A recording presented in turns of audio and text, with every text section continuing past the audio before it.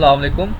इस लेक्चर में मैं CS403 के लेक्चर नंबर 14 के बारे में डिस्कस करूंगा। इसमें क्या क्या चीज़ें हैं। इसमें main topic logical database design है और इंट्रोडक्शन करना है रिलेशनल डाटा मॉडल। जो भी रिलेशनल डाटा मॉडल है उसके बारे में इसका इंट्रोडक्शन क्या है, क्या कुछ इसमें है, ये चीज़ें पढ़ेंगे इंशाल्लाह। ठीक है। टू मेजर सेंटेंस कौन कौन से हैं। एक क्या है, ये सिंपलिसिटी है, ये बिल्कुल सिंपल सा है। बिल्कुल ये जो मॉडल है इसका नाम है, जो भी डाटाबेस हमने बनानी बिल्कुल सिंपल सी होगी। स्ट्रॉन्ग मैथमेटिकल फाउंडेशन, इसमें बहुत अच्छी मैथमेटिकल जो भी क्यूरीज हैं वो लगी होंगी, बहुत सारी डिफ़ॉल्ट होती हैं। अब फॉर एग्जांपल मैं आपको बता दूं, हमने एक लेक्चर में पढ़ा था कि एक बंदा कर रहा सबमिट अपनी date of birth something else के, वो कर रहा है जी 2 अप्रैल 1999। इस तरह वो अभी सबमिट कर रहा है, तो वो किस तरह सेव हो रहा है जैसे 22 ईयर्स, इतने मंथ, इतने डेज, ये चीज़ें हो रही हैं। इस तरह जाके सेव हो रहा है बाकायदा। मैंने आपको डाटा दिखाई भी थी, बताया यहाँ पे टेबल बना हुआ था, इस तरह यूँ सेव होता है, सारा कुछ मैंने आपको दिखाया था किस तरह ये हुआ है।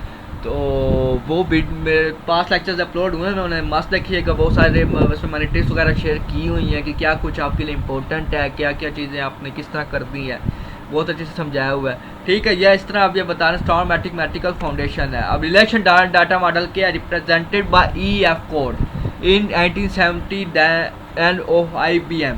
अब आपसे पूछा जाए कि रिलेशन डाटा मॉडल किसने जी प्रेजेंट किया, MCQs आ जाए, क्वेश्चन आ जाए, तो आपने क्या करना है, EF कोड पे आपने सेलेक्ट करना है। और कब आए तो 1970 पे। और किसने डन ऑफ दी IBM, आपसे इसमें 3 MCQs पूछे जा सकते हैं। क्या एक किसने प्रेजेंट किया, कब किया, और डन ऑफ IBM ये वाला। ठीक है। या फिर ये लिखा आ जाए प्रेजेंटेड बाय, और आगे आप डन ऑफ आगे खाली जगह दी हो, डैश दी हो कि किसने किया, आपने IBM पे क्लिक करना। इस एक लाइन में देख लें 3 MCQs बार हैं आपके। Presented by EF code in 1970 done of IBM। Before relation data model पहले क्या था, 2 ऑर्डर डाटा मॉडल थे जो यूज हो रहे थे, हायरार्चिकल और एक दूसरा नेटवर्क। इसमें भी आपके तकरीबन आपके भी 2-3 इसमें भी MCQs हो जाएंगे। एक क्या बिफोर, ये इसमें आपसे पूछा जा सकता है किससे पहले, 2 ऑर्डर डाटा मॉडल, 2 भी लाके कितने ऑर्डर मॉडल यूज़ हो रहे थे, 2 वो आपने सेलेक्ट करना है। और कौन कौन से हो रहे थे, हायरार्चिकल एंड नेटवर्क्स। ठीक है। इसमें भी 2-3 MCQs आपके बाहर रहे हैं। Before relational data model, relational data model से पहले 2 order data model were in use, 2 data model use थे, हायरार्चिकल और नेटवर्क। ठीक है जी। First database management system built हुआ था रिलेशनल डाटा मॉडल, और इसको क्या कहेंगे, RDM वाज सिस्टम R। तो पहला डाटाबेस मैनेजमेंट सिस्टम हुआ था वो बिल्ट हुआ था रिलेशनल डाटा मॉडल में, और वाज सिस्टम R, और सिस्टम का क्या नाम था, R था। ये इसमें भी आपके 2-3 MCQs बाहर रहे हैं कि कौन सा जी कि कब हुआ था फर्स्ट डाटा मॉडल। इधर लिखा हुआ dash database management system built in, ये आ सकता है। फर्स्ट डाटाबेस बिल्ट ऑन, ये डैश इसमें आ सकती है RDM की, और किस सिस्टम में था R का, ये भी आ सकता है। इसमें लाइन में भी 3 MCQs आपके बाहर रहे हैं। And other relation data model built during those day was increase, और जो बाकी data model relation database management system थी वो बिल्ट हुई थी ड्यूरिंग दोज डे, उन्हीं दिनों में ही वाज इंक्रेंस के दिन। ठीक है। इसमें भी आपके 2-3 MCQs बन जाएंगे। कौन से जी, and other relation data model कब हुई थी, ऑन दोज डे आपने लिखना, ड्यूरिंग दोज डे में, और वाज इंक्रेंस में भी आ सकता है। ठीक है। RDM क्या है, relational database management use any external conceptual and some external physical schema. अब मैंने आपको बताया था 3 टाइप के स्कीमा होते हैं। एक होता है जी एक्सटर्नल स्कीमा, एक होता है कंसेप्चुअल स्कीमा, और एक होता है जी इंटरनल और फिजिकल स्कीमा। तो फिर क्या है जी, इसमें सब में क्या नाम RDM यूज़ होता है, मेनली यूज होता है एक्सटर्नल कंसेप्चुअल और सम एक्सटर्नल फिजिकल स्कीमा में। ठीक है। जो मेन जो पहले ये RDM बना था बेसिक, इसकी क्या है जी, ये सब में यूज़ हो जाता है, अच्छी बात है। Separation of conceptual and physical level makes manipulate much easier construct previous data model. जो भी सेपरेशन करनी है कंसेप्चुअल और फिजिकल लेवल, मैंने कंसेप्चुअल और फिजिकल मॉडल लेवल और स्कीमास के बारे में ऑलरेडी आपको बहुत ज़्यादा एक्सप्लेन में बताया। आप मेरे लेक्चर बीच लेवल रिकॉर्ड हुए हैं, उसको ज़रूर देखिएगा। ठीक है। उसमें मैंने बताया हुआ है मेक मैनिपुलेट, जिसमें भी एक कंसेप्चुअल और फिजिकल हम पढ़ते हैं ना जिस चैप्टर में भी, तो उसमें मैंने आपको बताया था कि इसकी क्या कंसेप्चुअल होता है, क्या फिजिकल होता है, बड़ी डिटेल से बताया है। तो ये क्या करता है, सेपरेट करता है conceptual and physical levels. Manipulate much easy, जो मैनिपुलेट होती है बहुत ज़्यादा इजी हो जाता है कंसेप्टिव प्रीवियस डाटा मॉडल।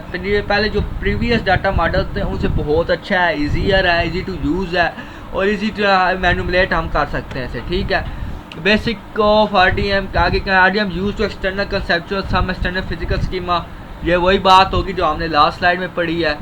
और the basic structure in relation, इसका क्या स्ट्रक्चर रिलेशनशिप होता है, क्या से रिलेशनशिप होता है, बहुत entities relation R model tables and relation, जो भी एंटिटीज हैं उनकी टेबल और रिलेशंस के साथ क्या नाम है एक रिलेशनशिप होता है। एंटिटीज में आप देखो नेम में नेम ही आएगा, ईमेल में ईमेल ही आएगा, इजी टू अंडरस्टैंड रहेगा। ये अगर नंबर हमने लिखना है तो नंबर ही उसके हम बाकायदा जो भी टाइप्स फिक्स करेंगे। अगर हम ईमेल के लिए बेसिकली वारचार यूज़ होती है, वारचार डाटा टाइप यूज़ होती है। ठीक है, इस तरह हमने जो भी टाइप रखी होनी है उसके हिसाब से उसी टेबल में उसी की वैल्यू स्टोर करेंगे हम, इनका एक रिलेशनशिप होगा।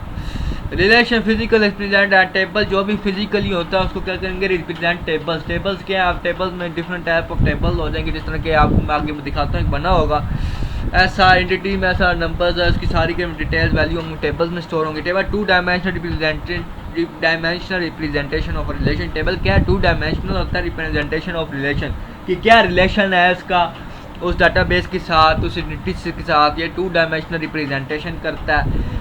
Consist of rose and column, मैंने वो कहा था कि ये क्या नाम है वैल्यूज़ होंगी, वैल्यूज़ में क्या होंगे रोज एंड कॉलम्स होंगी, नेम आ गए, नेम में नेम्स आ रहे होंगे, उनकी बने होंगे, कॉलम्स बने होंगे, और आपने नेम रोल नंबर एड्रेस वगैरह तो उसकी रो बनी होगी। ये कंसिस्ट होते हैं रोज एंड कॉलम में टेबल। सही है जी। Column represent attributes and rows represent record, column से एट्रीब्यूट्स को शो करते हैं और रोज रिकॉर्ड्स को।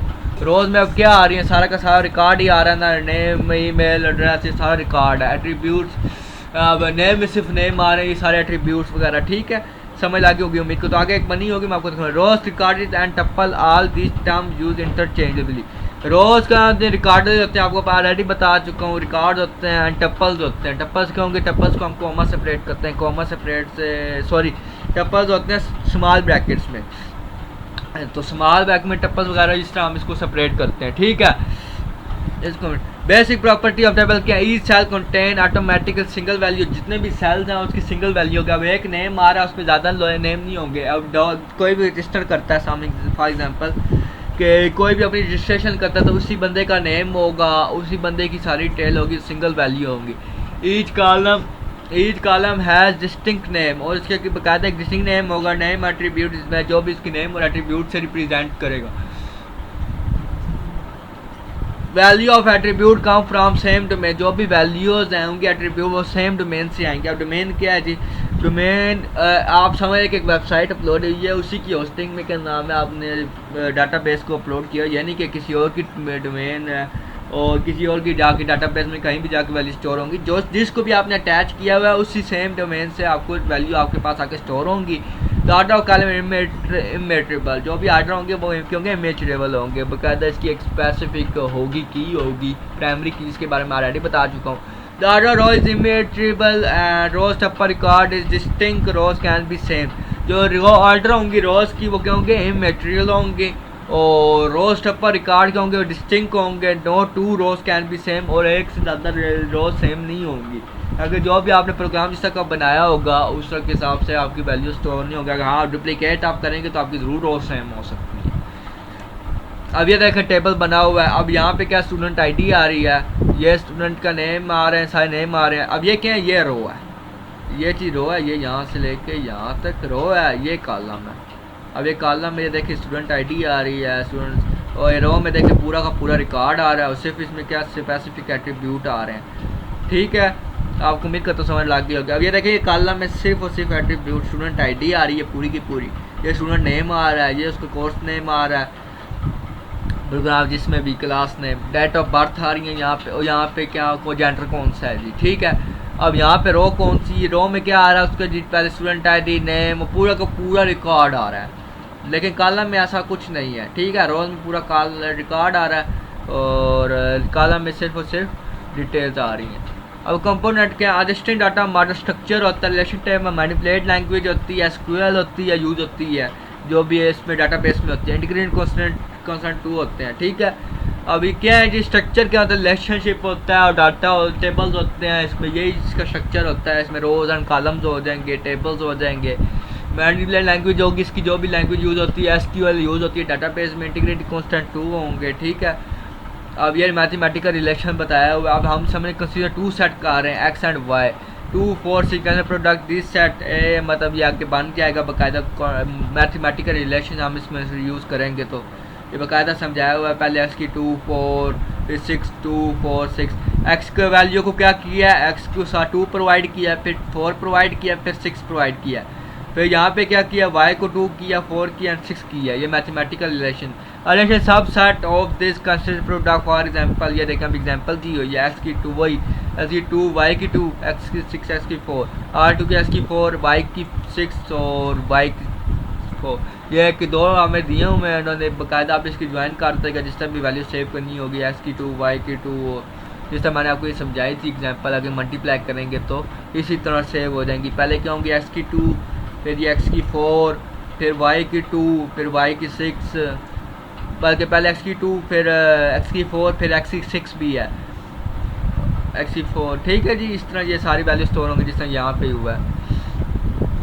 मैं द सेम नोटेशन, मैं रिलेशन क्या, the same notation condition product relation can be applied more than 2 set. तो क्या होगा, जो भी प्रोडक्ट और रिलेशन होगा कैन बी अप्लाइड, जो भी अप्लाई होगा मोर देन 2 सेट, एक से ज़्यादा, एक 2 से ज़्यादा पे सेट्स में अप्लाई होगा। In case 3 set we have relationship order triple it, ठीक है जी। अगर 3 सेट होंगे तो रिलेशन ऑर्डर ट्रिपल इट कहा जाएगा। थिंक आप देखें कैसे होगा ये।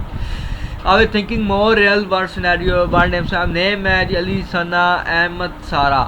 अब इनको देखें एज इनकी डिफरेंस आगे दे रही है 15 16 17। इसी तरह जिस तरह नेम होंगे इस तरह इनको वैल्यू और डेट ऑफ बर्थ प्रोवाइड होती जाएगी। अली की अब 15 आएगी, सना की 16, अहमद की 17, सारा की 18 और आगे फर्दर जो भी नेम होंगे, ठीक है। अब ये देखें, ये नेम अली के 15 हो गया, सना के भी 15। एक बार जिस तरह मैंने आपको बताया था कि यहाँ पे आपको बताया था ये इसमें इस स्लाइड में कि x की 2 होगी, फिर x की 4 होगी, 6 होगी, इस तरह ये सबकी प्रोवाइड कर दी। अब जिस तरह मैंने आपको यहाँ कहा, पहले अली की 15, ऐसे सब प्रोवाइड होती जाएगी, 16, फिर 17, फिर 18। अरे कि अली की 15, सना की 15, अहमद की 15, सारा की 15। आगे फर्दर अली की 16, सना की 16, अहमद की 16, सारा की 16। ऐसे फर्दर या अहमद और 50 मतलब 25 तक जाएंगे। और ये क्लास क्या है, अली की 18 होगी, सना की 17 होगी, अली की 20 होगी और अहमद की 19 होगी। सही है, जिस तरह ये एग्जांपल दी हुई है। Late A 1 2 database relation 1 2 3 A N, मतलब कि ए से लेके 1 से लेके एन तक जा रही है। वैल्यू भी सम एट्रीब्यूट जिसके कुछ ना कुछ एट्रीब्यूट्स होंगे, D1 D2 कुछ की डोमेन होंगी, ठीक है। डोमेन किधर से आ रही, कहाँ पे क्या नाम है, कहाँ से डाटा आ रहा है, क्या कुछ आ रहा है, ये चीज़ें होंगी। Relation scheme related certain attribute domain is Constance of relation. जो रिलेशन स्कीम होती है वो क्या रिलेट होती है सर्टेन जो भी एट्रीब्यूट्स है उसके साथ और उसकी डोमेन जहाँ से डाटा आ रहा है, ठीक है, जहाँ से रिलेशन पा रहा है। Can be A1 D1 A2 D2 और ये एन तक जाना। स्टूडेंट का क्या होगा, स्टूडेंट ID होगी, टेक्स्ट होगा, क्या नाम हो गया, समथिंग एल्स। स्टूडेंट नेम हो गया तो स्टूडेंट नेम होगा, स्टूडेंट ID होगी तो स्टूडेंट की ID जो होगी। स्टूडेंट एड्रेस होगा वो टेक्स्ट होगा, डेट ऑफ बर्थ डेट होगी, student ID, student name, student address और DOB। यूँ हम इसका स्ट्रक्चर बनाएंगे प्रोग्राम लिख के। According to the scheme we have a relation stand of scheme like student ID, ये देखें आ गई, स्टूडेंट नेम आ गया, ये देखें ये लाइक इस तरह की वैल्यू होंगे। अब यहाँ पे क्या होंगे, स्टूडेंट प्रोग्राम तो लिखा होगा, यहाँ पे वैल्यू जो गेट आ रही होगी पीछे यूज़र से वो लिखेंगे। यहाँ पे भी स्टूडेंट की ID जहाँ पे, लेकिन इन्होंने बाकायदा लिख दिया, इन्होंने वैल्यूज़ दे दी हैं, ये नहीं कि वैल्यूज़ आ रही हैं। और स्टूडेंट एड्रेस लिख दिया, फिर स्टूडेंट नेम और स्टूडेंट का एड्रेस इस तरह ये बना दिया इन्होंने। अब ये देखें स्टूडेंट अली हम ये सबमिट करते हैं तो डाटा के साथ स्टोर होगा, जिस तरह ये बना हुआ है, ये इसकी कोड लिखा हुआ है, इसे सबमिट करेंगे तो ये इस तरह का हमारे पास जाके डाटाबेस सेव हो जाएगी। ऐसे स्टूडेंट ID आ गई, ये नेम आ गया, ये एड्रेस आ गया और ये फिर डेट ऑफ बर्थ। फिर दूसरे स्टूडेंट की आ गई, ये देखिए कॉमा सेपरेटेड होगा, ये टप्पल में मैंने कहा था छोटी ब्रैकेट में लिखते हैं तो टप्पल होता है। तो अब ये देखें ये दूसरे स्टूडेंट की ID आ गई, इस तरह के सेव होगी, ठीक है। हमारा ये क्या नाम है स्लाइड्स पूरी हो गई हैं। बहुत ही अच्छा टॉपिक था, किस तरह डाटाबेस बनानी है। SQL का कोड ये लिखा हुआ है, ये SQL का कोड हमने अप्लाई किया। किसी चीज़ की ना समझ आई हो तो पूछ लेना। हमेशा खुश रहें, टेक केयर, अल्लाह हाफिज़।